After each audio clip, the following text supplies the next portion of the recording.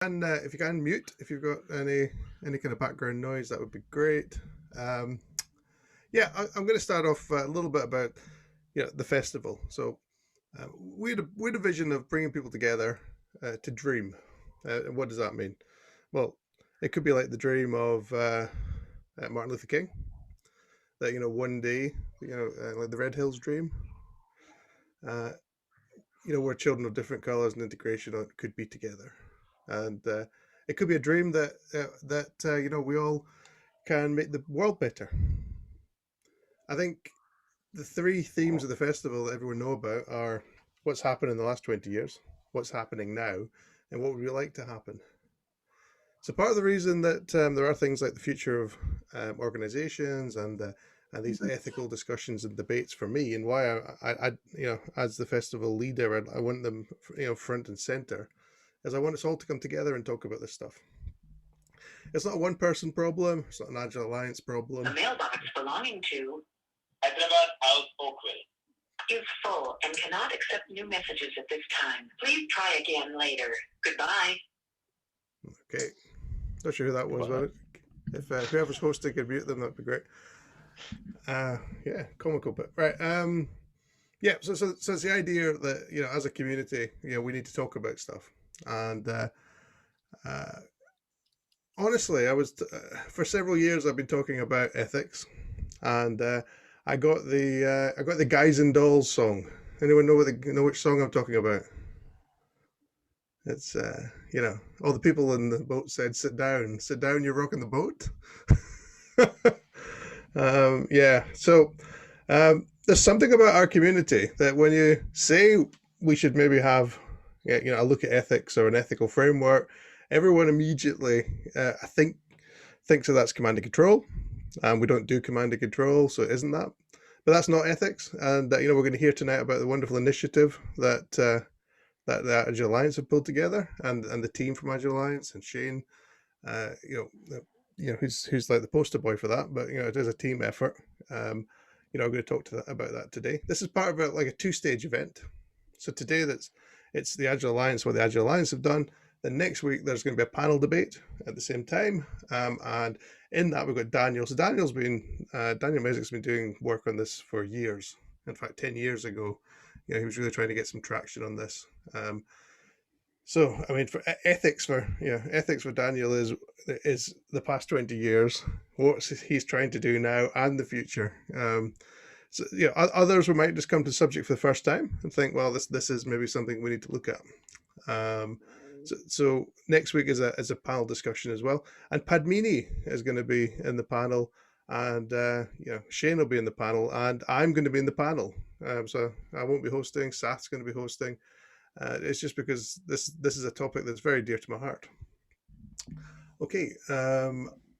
One of the things we want to do was, I don't know if Shane you could show the slide, is just at the beginning, once people are coming in, is just do a Menti board. If you've used Menti, go to menti.com. The number is 21 14 65 2. And I'll just add that to the chat. So Mentimeter is a way we can visualize things and gather things anonymously. And it's always good to kind of baseline what we think ethics are. I genuinely think a lot of people don't have the same definition of ethics, so it's good to do that.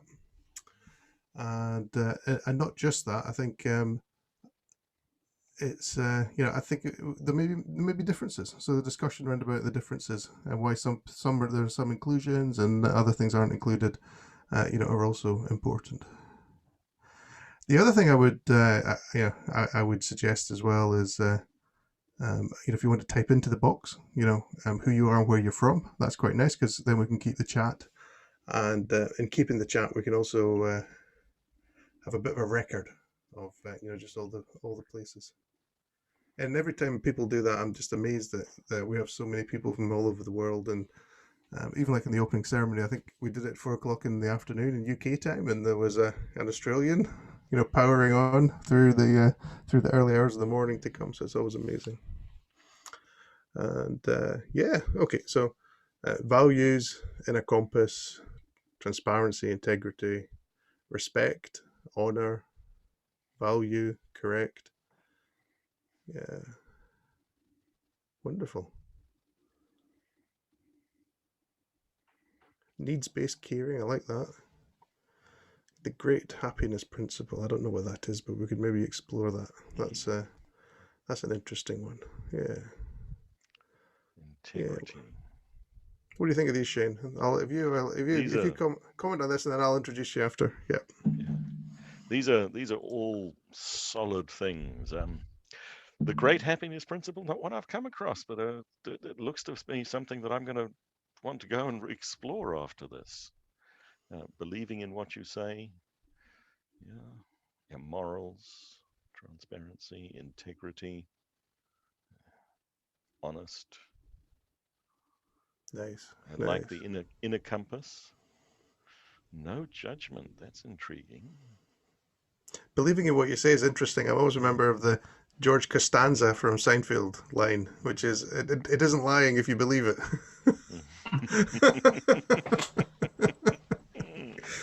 Yeah. Oh, Yeah. These are good. And I was looking at the checklist. We've got let's see, we've got people in the States, we've got Sweden, we've got, yeah, and Patrick, I think we fixed the problem you were having with the internet. I hope that did work out. I know they made some changes on the CDN. mhm. Brussels, excellent. New York, USA, Nigeria, wonderful. That's amazing. Okay, Oh, great. right. I'm going to. I think. Are we still adding people, or is that settled down a bit? Not too bad, yeah, it's fine. Yeah, cool. All right. There's about 29 people, 30 people. Great. Yeah. So just by way of introduction, I I okay. How am I going to start? How am I going to start this? Ah, hi everybody. Okay.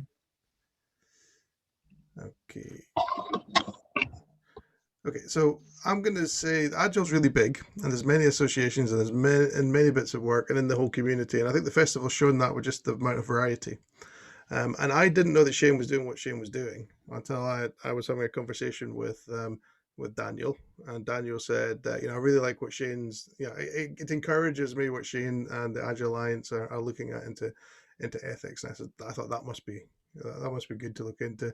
I did some googling because we can find all information quite easily now, and I found this wonderful team, and they were looking into the question of ethics, and they'd been pulling things together. I reached out to Shane, and then later on in the festival, we were pulling together our ethical code.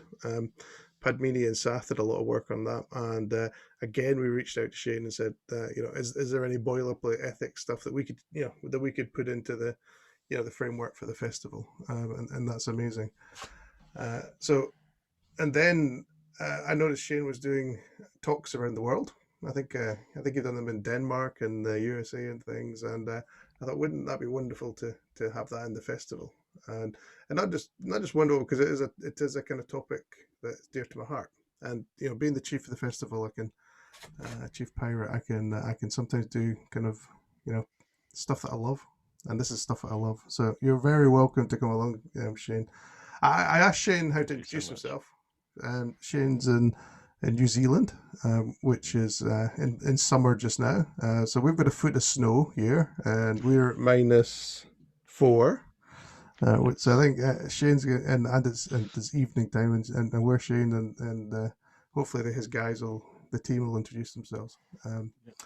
But biggest question we've all got on the call: what's it like not being locked down? It's great. Yeah, I feel incredibly privileged to live in New Zealand, and very, very pleased with the way that our government and our society has handled the whole pandemic thing. Because, as you say, inside the country we are safe and free to move around. We don't even have to wear masks. On the borders, it's really hard to get here. You arrive, you're put into a mandatory 2-week quarantine. In that quarantine, you have at least 2, if not more, tests, and you have to test negative before they will let you out. If you do test positive, you go from an isolation hotel to a quarantine hotel, which has got a much more medical focus, and they do a lot of work in getting you well.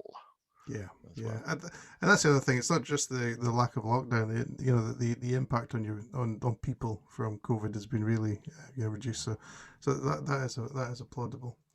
Okay, so I asked Shane how he wanted to be introduced, and Shane said, "Father, grandfather, co-chair of the Agile Alliance, Agile Coaching Ethics Initiative, host of the InfoQ Engineering Culture podcast, director of community development at the IC Agile." And yeah, five children, 7 grandchildren, and he's a Kiwi. So yeah, that's a good introduction. I love the way you did that, family first. Yeah, because your role as father and grandfather is much more important than anything else. Oh yeah. Yeah. So Oh, most definitely. so we've got I you on get your to spend. So we've got you on your third hat here, which is good, which is ethics. So I'm going to turn the floor over to you now, and if you want to kind of let us know what's going to happen next, and there will be a Q&A at the end because we're really into interaction. I think some breakout rooms. Just to say at the front, as in all our events, breakout rooms are. Everyone's got the right to pass. So if you don't want to go into breakout room, just hang back in the main room. Yeah. So we don't. Yeah. Nothing's forced here. Thank you. And Shane, yeah, welcome. Thank you so much for that wonderful introduction, Scott, and welcome, folks. Thanks for coming along and joining us. So, and I will ask as we go through later on, and I can't see the list right now, but I know that a number of members of the team are here joining us, and please, team folks, feel free to pitch in, particularly when we do come to some of the interaction points and some of the conversation points. But what I'm going to cover, the rough flow for our session, and the intent is we've got about an hour and a quarter now, which is and I want it to be interactive. We'll talk a little bit about ethics and some of the things that you might have seen. Then we'll go into coaching, touch on the ethics of coaching, and then what does this mean for agile coaching?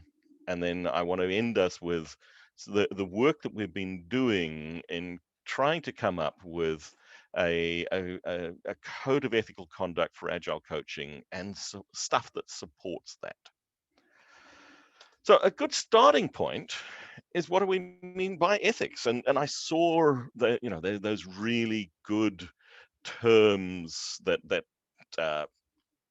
we in the Menti poll, and when I share the results, when I share the slides from this session, I will include that Menti poll, and we've got another one coming later on as well, so you get all of that. It hasn't gone away. But this is a quote from a really good BBC series, and if you are looking for an accessible, good discussion on, okay, what is ethics and what are the implications of it in society as a whole, this BBC ethics series is really worth exploring. So at its simplest, ethics is a system of moral principles. They affect how people make decisions and lead their lives. Ethics is concerned for what is good for individuals and society, and is also described as a moral philosophy. Few important things there. They're not things you turn on and off. You don't put them on in the morning. They are part of you. It's how people make decisions and how we lead our lives. When it's concerned with what is good for individuals and society. So that's where we want to go if we want to become ethical. I pulled out, and some of these are not brand new by any means, but examples of things we might have seen out there in the world. Situations that you may or may not be aware of. I live in New Zealand. All of our major banks are owned by the Australian major banks, and a scandal hit Australian banks earmark billions to repay customers because they overstated their fees. Wasn't really a problem, except most people got a few $1,000s back. The Volkswagen emissions scandal, that hit all around the world. Interestingly, in the USA, the only person who went to prison as a result of the Volkswagen scandal, the engineer who wrote the code. Not the manager who told them what to do, not the chief executive or the senior executive who decided that that's what they should do in terms of let's break the law and have a piece of functionality in our product that when you plug in an emissions meter, it changes the profile of the engine, so it lies about what the engine emissions are. Cambridge Analytica is just one example of what's happened in some of those large organizations. And here is one. Now, this web page has gone away. I found the article, and in the article, they do actually have a snapshot of the web page as it was at the time. But it was exploring and we've seen this in the sales process. The generate urgency by 14 other people are looking at this product right now. When you expose the code, what it's actually doing every 5 seconds randomly generate a number between 3 and 14. Is that ethical? Never mind truth in advertising. What do you think? I'd like to pause for a moment and just throw this out. We've got how many people? 32, so it's not too bad. What are some examples that you might have seen of things that and not going into Agile and Agile coaching at this point. We'll come to that one later. But I just want to talk about high technology in general and life in general. What are some possible similarities to some of these? Anyone come across any of these situations? Paula.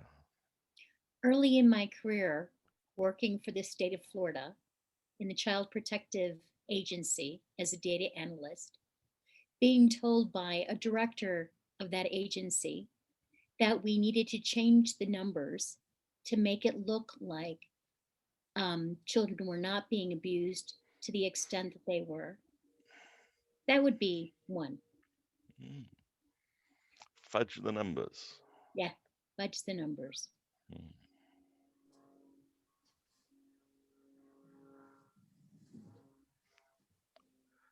Yeah, opening accounts for customers in order to boost their bonuses. Thanks, Dave.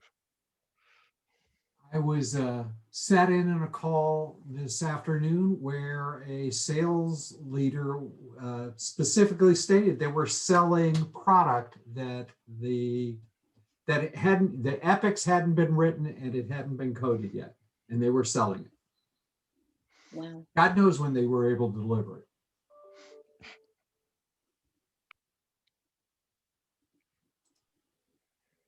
If I may volunteer also an example from many of you who are working with AI, of how we have the responsibility to make sure that the models by which we train AI robots and decision-making engines are not biased, and how we need to think about it before we let AI completely free, to make sure the models are fair and inclusive and not just a replica of the bias already existing in our society. Somebody I knew in France who was working for a pharma company selling cancer treatments she was forced to sell them after being told by the management that they had to sell them very quickly and they had 3 million left because they were underperforming and they were way worse than the 5 other ones and they were costing people lives and killing them. So they had to sell them the quickest, and she quit the company after she found out that her sister, who was being treated by cancer, was getting treated with that same treatment that she sold to hospitals in France, in that hospital. Cool. Scott Howard, you posted something I'd love to expand. Moral philosophy has to look forward and plan for max positive impact. Mistakes in the past. So, I Scott. guess I think it's I think we've got to be. I just came off the Futurespective 3-hour session, and some of that touched upon similar areas around, are we good people? Are we bad people? Do we work for good corporations, bad corporations? And I think what came out of that was we have to not be naive. That was my learning that I took away, with real humility. And I perceive myself to be quite on the commercial side of coaching. But we have to be very careful about, Jeff Watts was saying, we mustn't condemn anything. We mustn't condemn waterfall. We mustn't condemn corporations. So it's because they're going to exist anyway. That's not going away. We can transform the lives of humans in our workplaces. We can't transform capitalism overnight. And that's definitely not in our space, regardless of what we believe. And my understanding of it's too easy to grab onto corporations doing bad stuff and then tie that into, well, what should we have done differently? And I do empathize with the things people have said about, I was working with a team that's peddling software that hasn't even been built yet. I think I've been there too.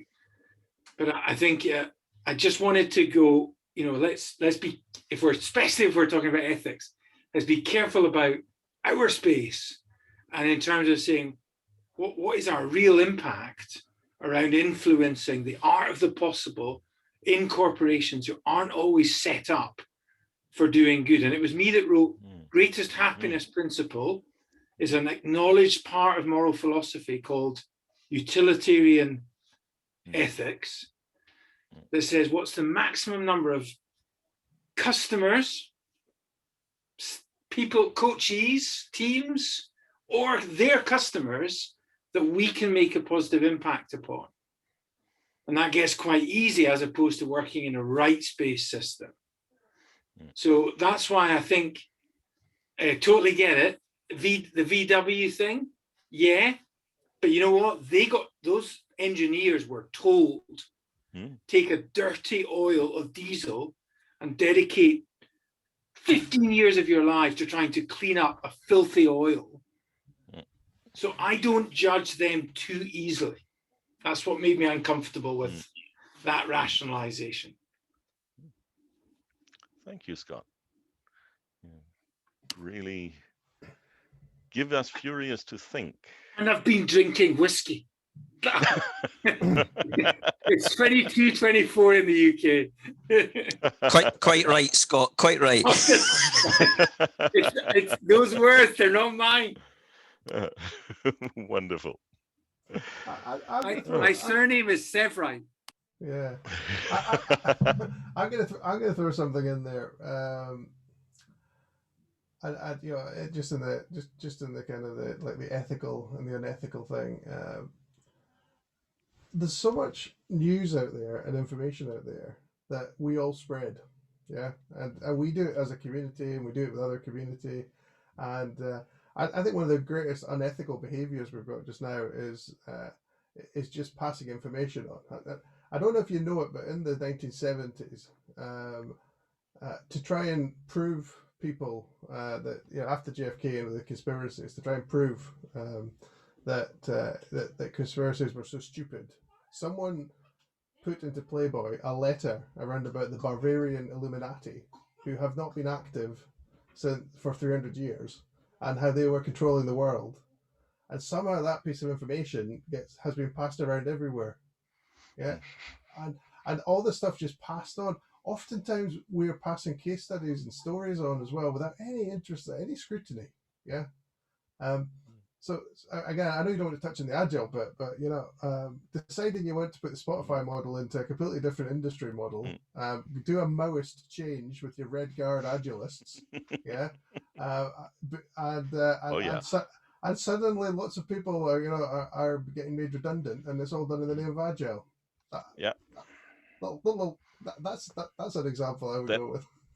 That was certainly one of many such examples that when the team who worked on this code of ethical conduct that I'm going to present later on, we started by looking at things that we'd seen, and also things that could inspire us. So I'll talk a little bit more about things that could inspire us soon.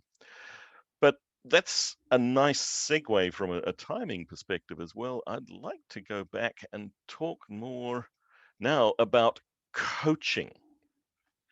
So coaching is a recognized profession. And at this point, I'm not saying agile coaching. I'm talking about professional coaching. And there is a body, there is one professional body, and there are a number of others, but one in particular that we have been quite inspired by is the International Coach Federation. And they talk about coaching as a set of competencies that embrace this partnering with clients in a thought-provoking and creative process that inspires those clients to maximize their personal and professional potential. So that's the broad definition of coaching. And we, as a group, the people working on the Agile Alliance initiative, said that this is a very important foundational element. And Agile coaching, we then see as a superset of that. And I'll come to that in a little while. But one of the things about the ICF, is they have a set of core competencies that they define. And interestingly, the very, very first one is meeting ethical guidelines and professional standards.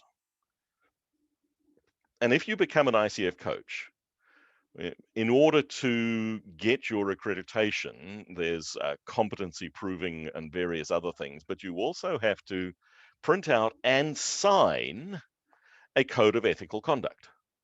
And that is kept on record, and you commit yourself by doing that to actually falling under their disciplinary banner as well.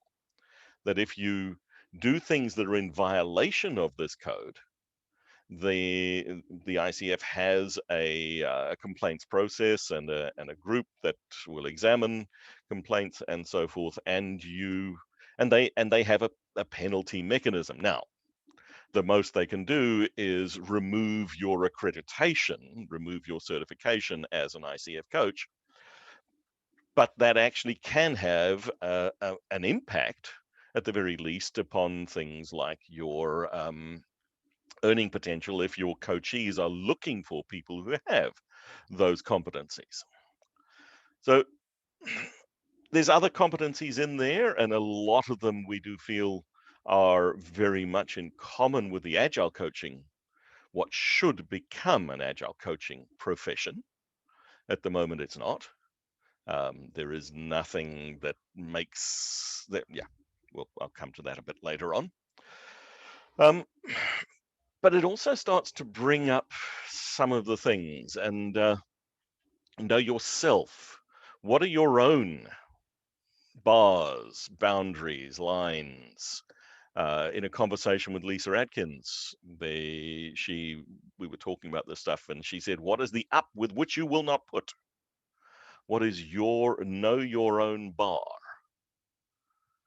And the ability to have self-awareness and ruthlessly self-assess, hold the mirror up to yourself first. And to my chagrin, I do not know who made this quote, and I should have looked it up and put it in my slide notes, and I haven't yet.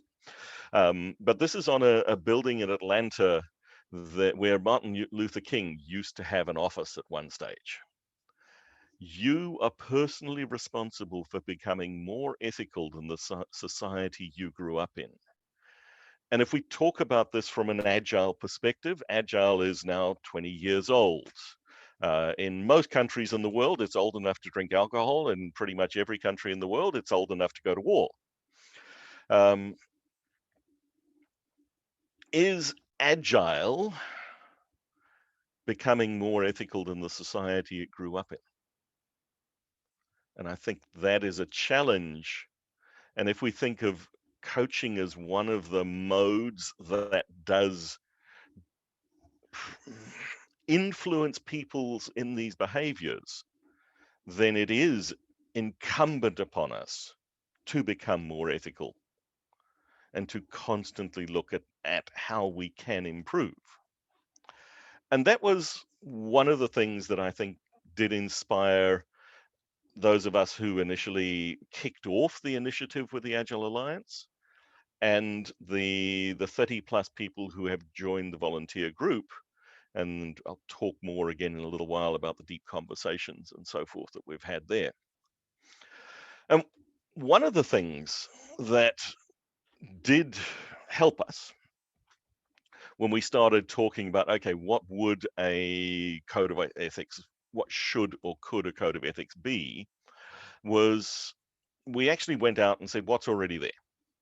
One of the initial conversations we had as a group is, could we just borrow something that's already there, tell people to sign on to it, and not have to do anything further?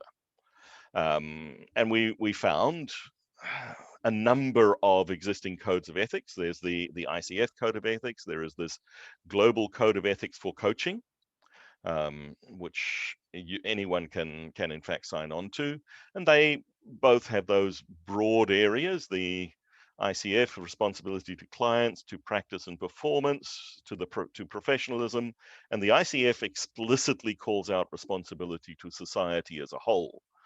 In the ICF hierarchy, your first responsibility as a coach is to society as a whole, then to your client, then to any employing or paying organization, and then only to yourself. Now, I don't know, do all ICF coaches truly behave that way? I would like to think so, but having that explicit hierarchy is useful. And a block of text from there that when I read it really resonated. The challenge of working ethically means that members will inevitably encounter situations that require responses to unexpected issues, resolution of dilemmas, and solutions to problems. This code of ethics is intended to assist those persons subject to the code by directing them to the variety of ethical factors that may need to be taken into consideration and helping to identify alternative ways of approaching ethical behavior. And this last piece, ICF professionals who accept the code of ethics strive to be ethical, even when doing so involves making difficult decisions or acting courageously. An ethical coach acts courageously when needed. And having some sort of ethical guidelines gives that framework for the decision making. And this was something that really inspired us when we looked at what could we bring as a potential offering to the Agile community. And as I said, the very first point that we looked at was, can we just borrow one of those? And we found that actually, no, we can't. Because if we talk about Agile coaching as a set of competencies, as maybe it's a role, but certainly it's something that people do. And we wanted to talk about coaching, not coach, very importantly. One of the things that you do bring as somebody doing Agile coaching is that deliberate bias towards agility. So the ICF professional stance of coaching actually says you are neutral in terms of any approach or framework or mechanism. As an agile coach, I'm not. I bring a deliberate and conscious bias towards the agile philosophies, now seeped in the values and principles of the Agile Manifesto. That's our foundation. The people over process, the customer focus, sustainable pace, all those sort of things. Not any particular framework or model, but that set of underlying values and principles is a deliberate and conscious bias we bring. And because of that, we did say, we can't just point people at the ICF Code of Ethics and say, go and sign up to that, or any of the others that we found. And we explored. We went and looked at different professions. We looked at education. We looked at medicine. We looked at all at coaching, at facilitation, at all. There's a professional body for mentoring as well. And we pulled. When we came back to it, we said no. We need something that does acknowledge the bias towards agility and our foundation in that philosophy, the values and principles of that Agile Manifesto as the base upon which we stand. Now, this model here is the ICF core competency model of coaching, of Agile coaching, and it looks at the 8 elements that we need to have. I'm not going to spend a long time on it, but very briefly, professional coaching is one of the stances, which is why a statement I made, I feel that Agile coaching is a superset. Likewise, facilitating is a stance. Now, professional coaching and facilitating both carry with them the neutral perspective. Facilitating, you're helping a group of people reach their outcome, not yours. Coaching, you're helping a client reach their best self, not yours.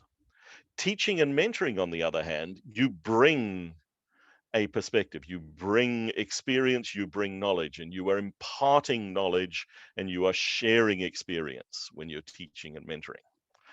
At the top, you need to have a deep understanding of the Agile values as your starting point. The practices, yes, but the values underlying it. So it's not good enough to know how to run a daily stand-up. It's, as an Agile coach, you need to have a real deep understanding of why a daily stand-up could be a useful collaborative event for a team. And know when it's not. But bringing that bias. And then down the bottom, the sort of value that you should be able to bring in either technical, business, or transformation mastery. And one of the important things, again, is knowing what you're not. So for myself, technical mastery, I last wrote code in anger in 2011. I would not be a good DevOps coach. And I should never take on that role without making it very explicit to my client that, hey, we're going to learn this together because I've got no idea what I'm doing. Is that okay? On the other hand, in the middle there, that business-driven innovation, product development, business mastery, I will step into that space and say, yeah, this is where I've got knowledge and experience. This is what I can offer you in that teaching and mentoring stance, and deep experience in that space. And then in the third area, the transformation mastery, I have to say I've got a little bit. I haven't led multiple organizations, large companies through organizational transitions and transformations and so forth. So if I'm stepping into that space, I'm stepping into it as much more in the Shu Ha Re model. I'm beyond Shu, but I'm certainly not Re. And I'm not going to be your guide, but we might learn together. So that self-awareness in the coach is hugely important, and that openness and honesty, and that having all of these things and an understanding of all of these things. So that's brings us to the point where, agile coaching is a thing. We believe that there is a need for an ethical framework around it. What I'd like to ask you to do now is to go into breakout rooms, and we'll spend 7 minutes, should be enough. What are some examples of ethical behavior you've seen in agile coaches and unethical behavior you've seen in agile coaches? And when we come back, we'll do just a very quick report back from each group. Does that make sense? Cool. So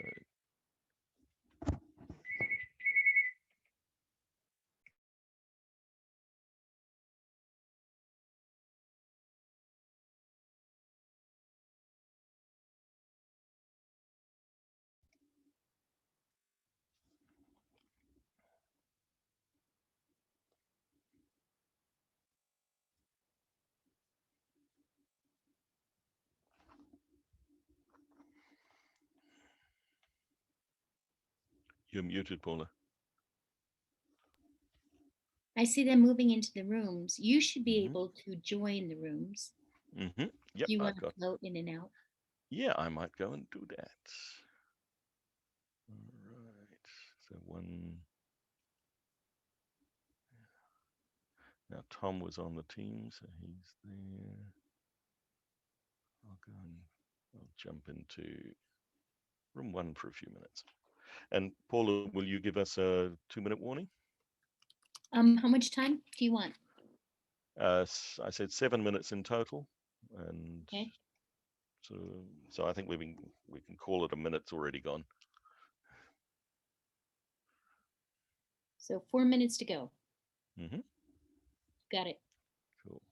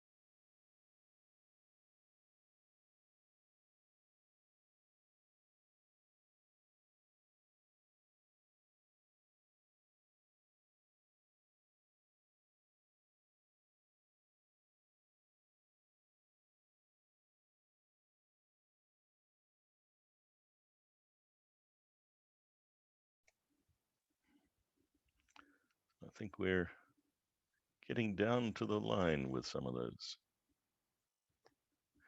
Hey, Manjit, nice to see you. Hey, Russ. Nice to see you, Shane. It's been a long time. It has. Well, maybe one day we'll be able to get together in person again. I hope so too, but I hope you're staying healthy and safe. Yep. Yeah. Good. Wonderful. Yeah. As I said at the beginning, I'm incredibly privileged to live here in New Zealand.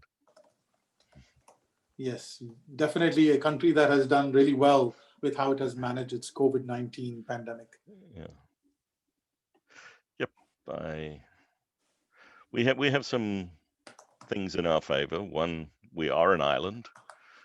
It's fairly easy to control who comes in. We also trust our government at a fundamental level. Shane, I think you can stop poking us in the eye. That's good enough. I don't know if I've ever heard those words before. Trust our government. Yeah. Yep. In the height of lockdown, we had almost total compliance, and there was a trust survey done where one of the questions was, do you believe the government is working in your best interests in this pandemic? And 89% of people said yes. Yeah. Truly scary how what's going on in the United States in comparison.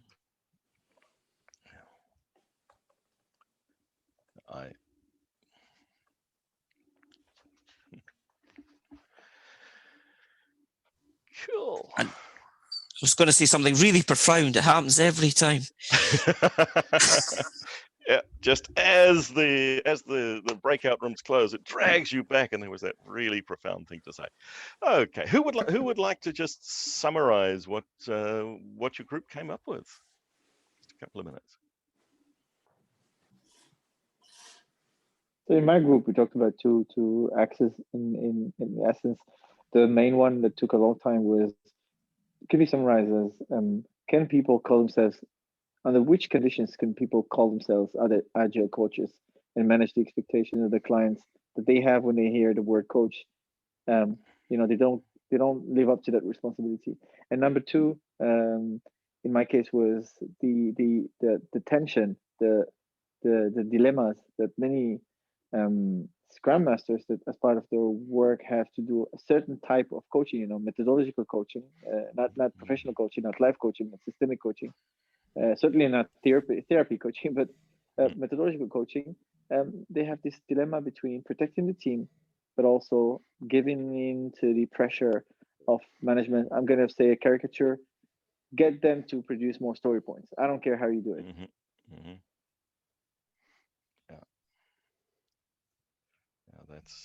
That's a very common and challenging dilemma.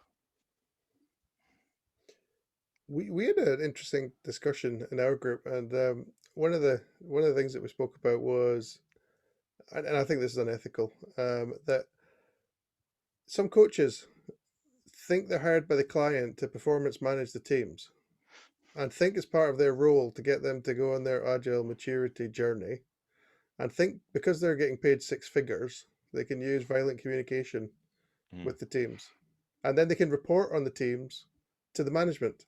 So they're acting like the the overseer. Yes, the process police. Yeah. I've had discussions with coaches who think that's their actual role. Mm-hmm. The other thing Scott mentioned was Jeff Watts was talking about some stuff. Scott, what was that? That sounded interesting tonight. Well, it was about, it tied in with what you said about judgmentalism. That you made a point, Scott, about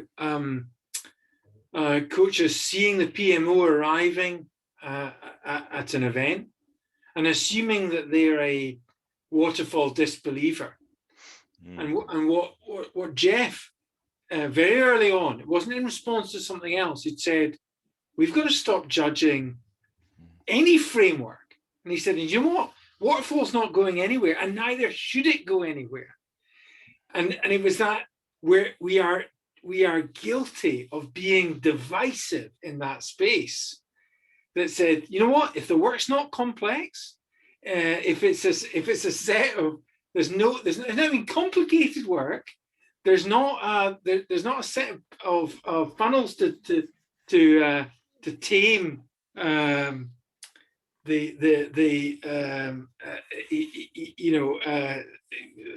handoffs.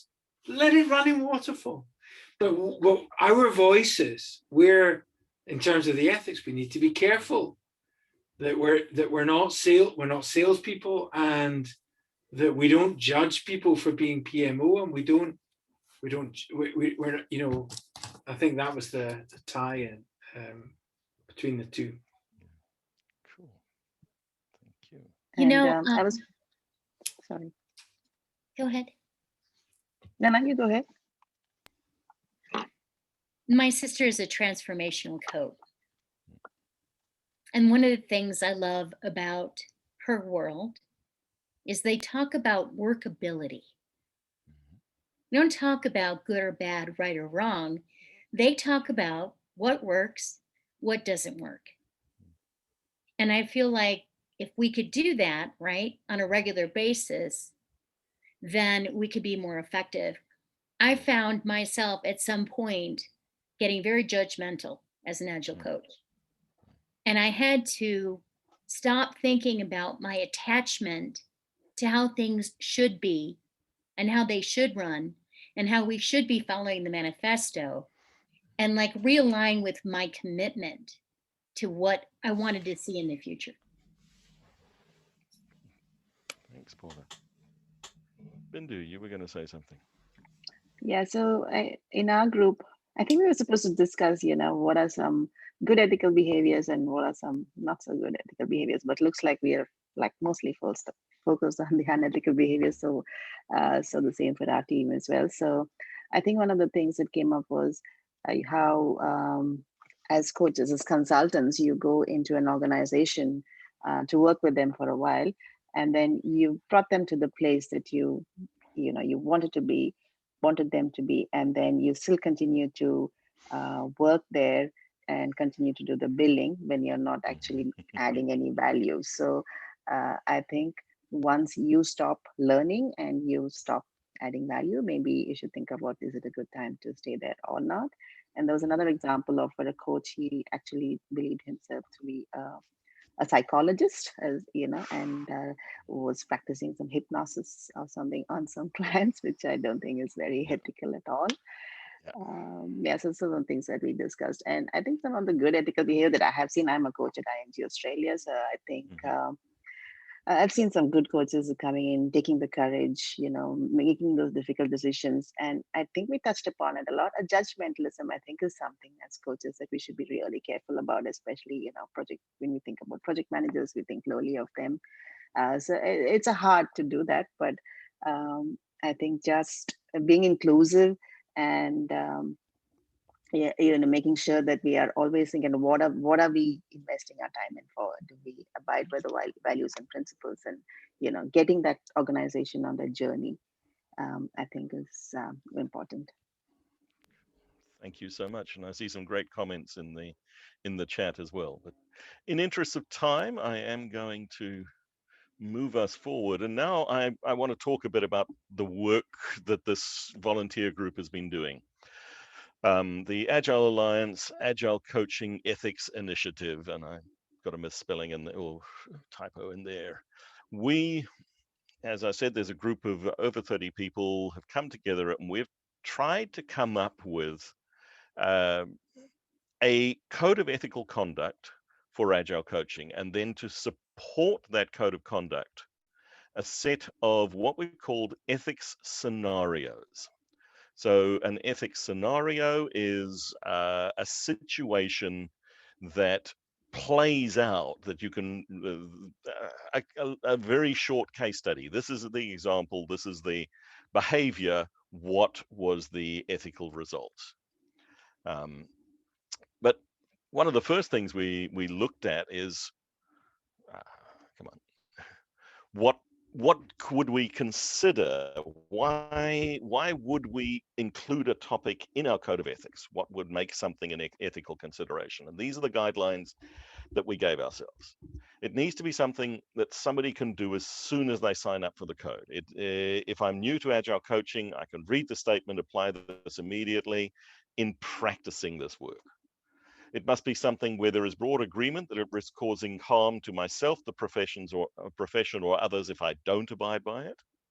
And they need to be applicable to people who are in the role of the internal Agile coach, the internal Agile coach, or practicing Agile coaching as part of other role, maybe the manager in the organization or somebody in the Scrum Master role.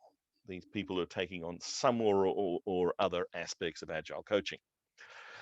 And the way we did this work was we went and we looked initially at the existing codes of conduct that we found, and then we came back and we drafted up a series of documents. What are the topic areas? What are the important things? So we used a bit of an analytical approach, and then we went through and we have wordsmithed, and we're not finished and it's not right, but this is what we have as the current draft. And I'm going to do the things that we should never do in a presentation. I'm actually going to read all of this out to you because these are points that matter. And when I've read through it, I then want to throw it up for discussion. I'm also going to ask that I know that Andrea and Tom are here. I'm not sure if any of the other members of the team are here at this point. Just their thoughts and what it's been like to be part of this. So as an ethical Agile coach, I commit myself to the following: confidentiality and information security. Now, as we're looking at this, folks, think about some of those examples from your own experience. Where have you seen these violated and where have you seen them supported in behaviors among coaches? I will protect information shared with me and I won't disclose it without agreement or legal reason. Acting within your ability. I will be open and transparent about my skills and experience, and I won't claim to have abilities or knowledge that I do not have. I will be honest with the client if I believe they need another form of professional help. Introspection and continuing professional development. I will engage in introspection, and I will engage with a peer group or mentor to explore ethical and other challenges in my Agile coaching work. In the ICF situation, you actually put yourself under supervision. You have somebody who is a supervisor for you, no matter how experienced and what level you are in the ICF. We wanted to go that far. We didn't think that we could quite get that yet, but certainly engage with a peer group or mentor. I will seek to improve my self-awareness and effectiveness through professional development. Conflict of interest.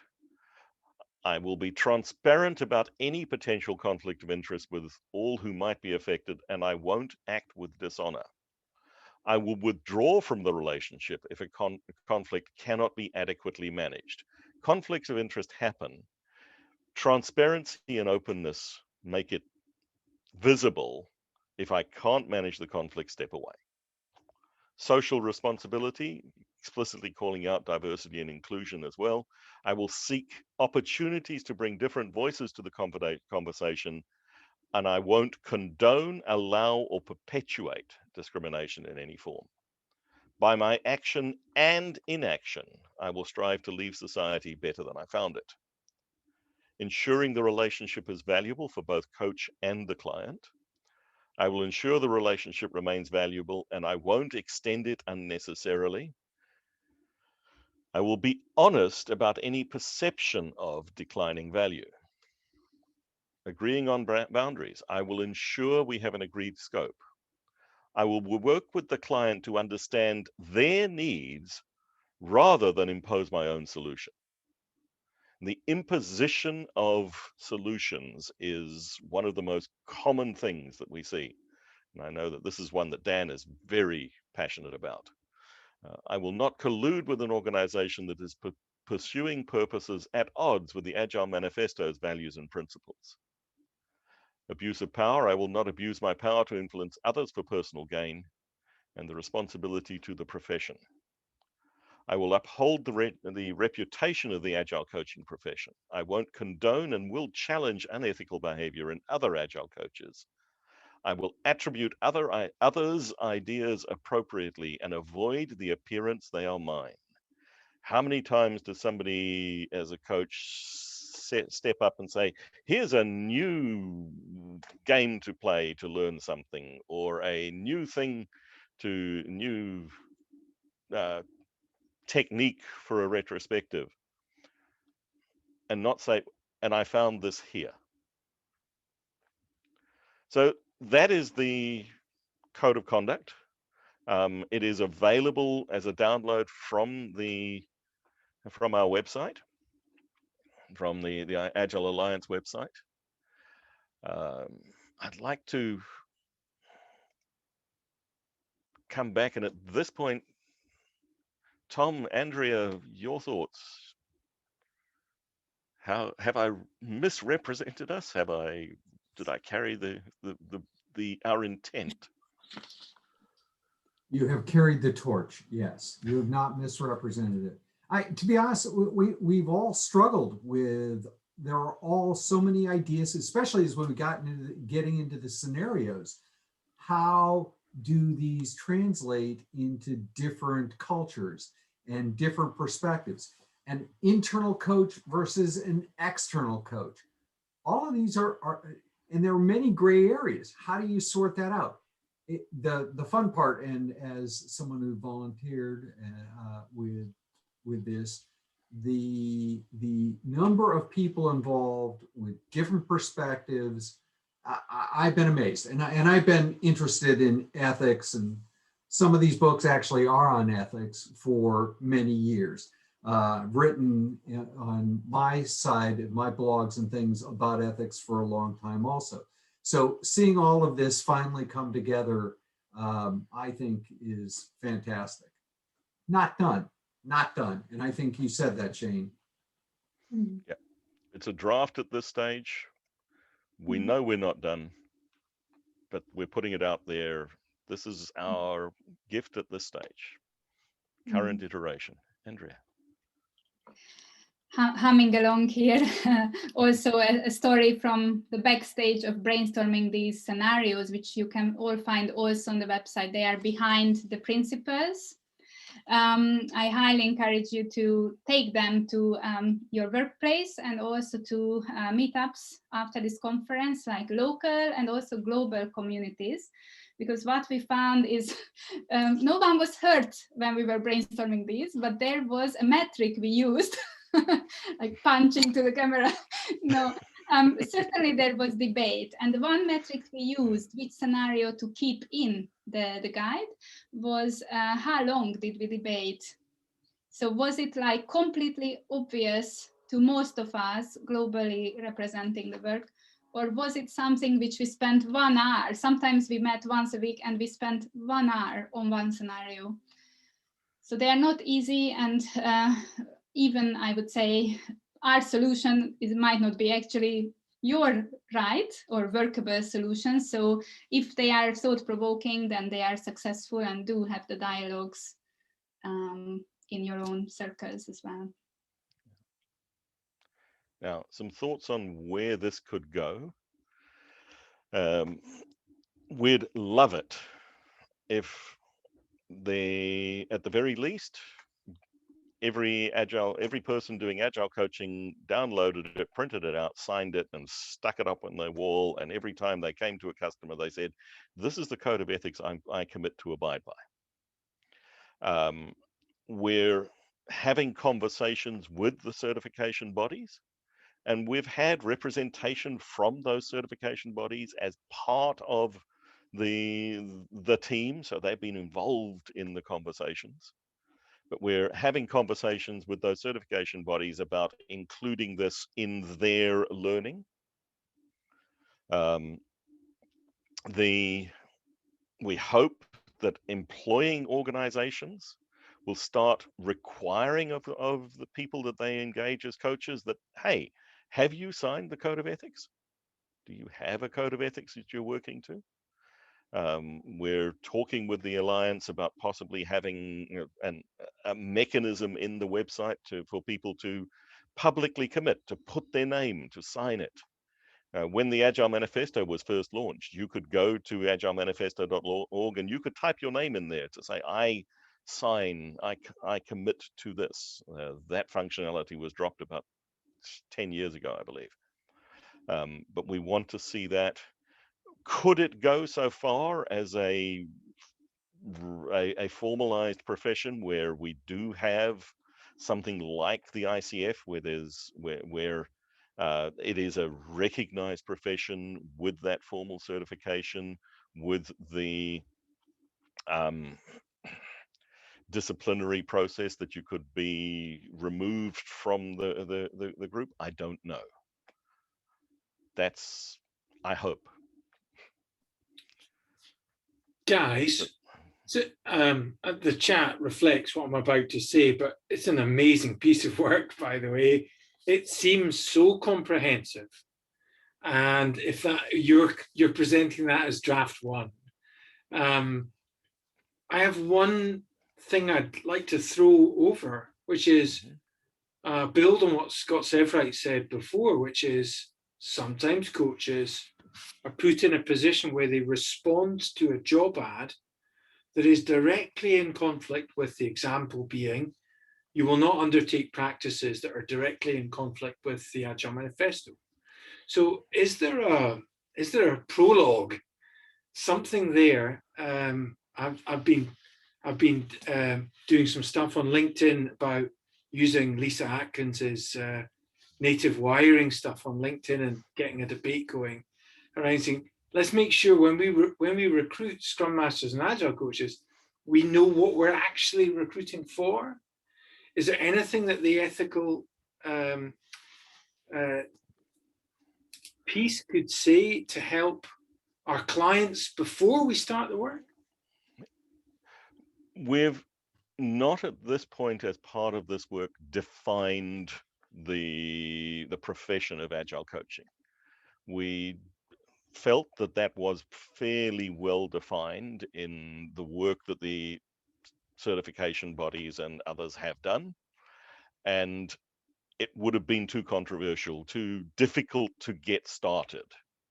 So we started from the point of view, there is this thing called Agile coaching. Is it possible to retrofit that later and come up with a better? I think maybe. I don't know. I also had to declare a personal conflict of interest. My day job, I work for IC Agile. That is one of the certification bodies. I'm not part of in IC Agile or for the initiative. I'm not involved in those discussions with the certification bodies very deliberately because it is a potential conflict. Now, if I had my way, it would be, it's a mandatory thing. But that is my bias coming in. We have in the code itself, the document that you can download from the website, there is a fairly extensive preamble,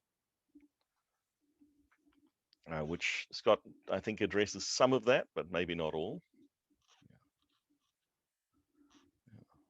So it's a bit of a yes and answer, I suppose. Any other thoughts or feedback, folks? Yeah, I have a question.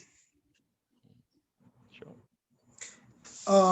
While you was talking, I thought about, and I guess it's called by many names, this new workplace, especially with everyone working virtually, and how Agile fits in or with that in terms of its principles, in terms of ethics. A lot of what I've looked at and heard as far as the new workplace, if you all are familiar with that, it has sounded pretty good. So I was wondering if anyone had any opinions about that and how that might merge with Agile in a virtual space.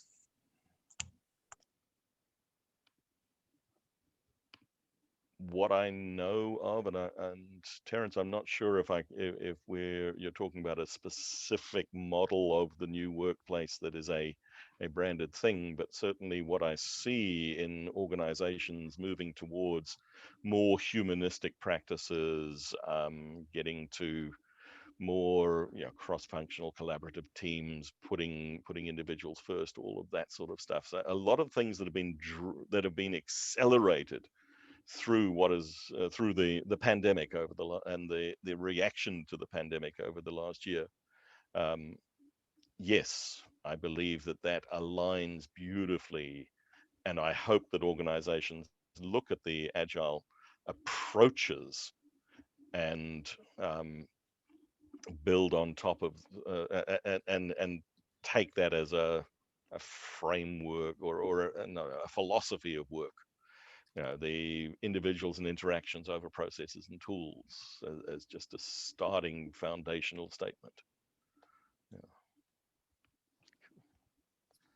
So, Terence, I'm not sure if I answered that entirely, but I think from an intent perspective, definitely. Yeah, I just wanted some opinions on it. Just a thought I've been having in my head while going to Agile as well as new workplace meetings, but I haven't heard much of a merge in conversations. It's rather, I don't know if it's because it's new in terms of the new workplace talk, or, I don't know, just at this point has seemed kind of separate. But when we're talking about Agile, like you said, it seems like, it could merge pretty well. So just wanted to get some opinions on it. I see some good things in the chat. So thank you, Terence. Anyone else? And this is actually, I'll pop this one up while we continue the conversation. So back in that Mentimeter poll,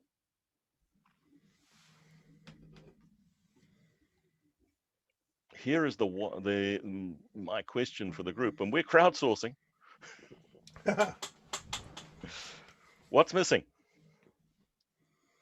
So if you go back to that poll, menti.com 2114 65 2.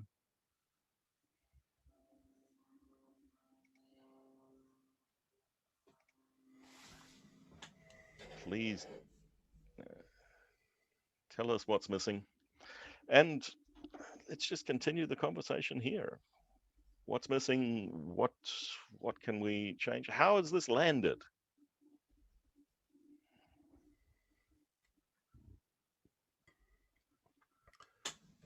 So for me, I'm interested in this. It's a certificate that you sign, and it then becomes a requirement by HR, and then everyone signs it, and it becomes worthless. So if it's a certificate we just sign, I mean, you'll probably hate this, but I'd rather there was some learning. There's a session so we all understand. In setting up this festival, I've learned that not all countries have the same ethical frameworks. So even the words might have different meanings. I looked at dishonor, and I kind of that gave me indigestion because I'm not even sure what dishonor means. It's definitely not like something you could take to court and say this was dishonorable behavior. It's like, well, what's the definition of dishonorable? So, and I think if you kind of look to that across different cultures, so that's my puzzle there. I think we had a wonderful example of that come up with the group pretty recently. One of the team members tried to translate it into French and discovered, so it's taken us back to, okay, what do we are recrafting. It's draft one. No, it's, I think my point isn't that isn't the translation issue. I think there's cultural differences. But I don't think we can have a relative ethics code as a community. So I think so the Agile ethics needs to be standard. So there probably needs to be some education. Yes. Yeah. Stepping into what I personally hope is going to happen with the certification bodies, and I have no influence on making this happen, is that there will be a learning component that the certification bodies will require of people, that there is at least in when you're becoming a coach, when you're learning about becoming a coach in whatever of those bodies you're working in, that there is a requirement for discussing a code of ethics, the ethics scenarios, and what does this mean and how does it apply to us? Yeah. So the other areas I think that helps in ethics development is where this is almost written as if every coach is an individual operator, and so many coaches are in large organizations now. Yeah. So I'd like to see suggestions as to what could happen there, and I think actually having a non-line management ethical person in each of the organizations looking at coaching ethics would be a start. I know Trump had an ethics advisor in the White House that he threw out, but even so I work for CPRIME, yeah, and I because of the economic situation and Brexit and it becoming an independent contractor, this wasn't making any financial sense. I joined CPRIME. I'm very happy with CPRIME and how CPRIME work, yeah, but I could have joined somewhere that wasn't, and at least if there was an ethics person in the organization, if I had any concerns about something a line manager's been asking me to do, especially if I'm in an organization which isn't primarily an agile organization, but one which is doing agile services. So you might have an agile division that's working with other areas, and whistleblowing is the other one. So I think to say that it's okay to challenge people is wonderful, but I don't think it's a good thing to advise if there isn't like the arbitration and whistleblowing and protections for people doing that. Sorry, I've hogged the oxygen. I'll shut up now. No, it makes good sense. Just seeing that not tied to a single certification authority, that's why we put it under the Agile Alliance. The Agile Alliance is not a certification body and doesn't want to be one. But it gave us that umbrella to invite SAFE, IC Agile, Scrum Alliance, Scrum.org into the conversation. But why don't you think that this could be something that could be licensed by the Agile Alliance? Because it isn't a certifier, because it isn't going to get tied up with taking money for certificates. Yeah, and that's why we want to keep the framing of the code of conduct separate versus abiding by and teaching people about it.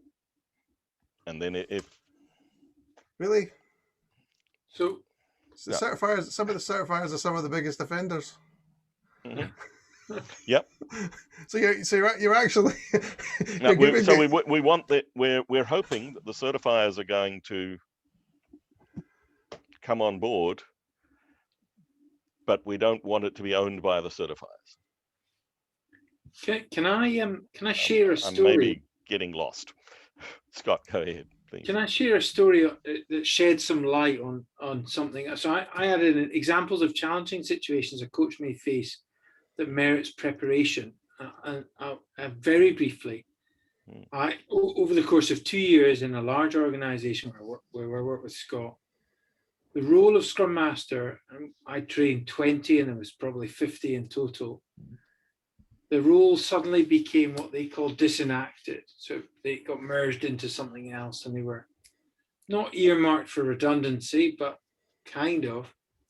And I said, guys, come on, you were, Klaus Leopold would say you were working for the wrong silo anyway. You were transformation silo. All of this is completely natural. And I regretted that within a few days of saying it because I wasn't right. I didn't know the company well enough. And they were at risk. And suddenly my words became dangerous for their careers, dangerous for their mortgage payments. And I was ill-equipped. And I don't think I have blood on my hands. And I think I was quick enough on the uptake. But I have no qualms about sharing with the people on this call. I was utterly ill-equipped for that, coming from an agency tech development background. And that's the kind of thing I would love to see in this, that says there's blood under the bridge in the work that we do, that if we can help in amongst signing up for doing the right thing in an ethical code of conduct, if we can share some stories that help, because at the end of the day, some of the people we coach are lifers, or are dedicated to single organization career paths, and our words matter more than we realize sometimes. So if we could create an appendix